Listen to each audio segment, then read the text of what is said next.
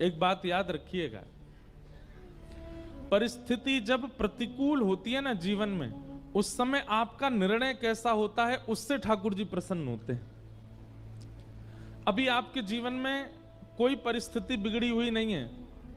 सुबह रात में सो जाते हैं चैन से, सुबह उठते हैं, बढ़िया पराठा पाते हैं, दोपहर में भोजन करते हैं, शाम का भोजन करते हैं, सो जाते हैं, फिर सुबह उठते हैं, कोई टेंशन नहीं है लाइफ में। तो इसका मतलब ये समझिए ठाकुर जी की दृष्टि नहीं है आपके ऊपर, इसीलिए सहजता से चल रहे हो। लेकिन जैसे ही ठाकुर जी मन बनाते हैं कि चलो अब इसकी परीक्षा ली जाए, तो रात्रि की नींदें उड़ जाएंगी, सुबह का नाश्ता पाने की इच्छा नहीं होगी, दोपहर के भोजन आधी रोटी में ही पेट भर जाएगा, रात्रि का भोजन केवल दूध पी के सो लिया करोगे, चिंता के कारण करवटें बदलते रहोगे।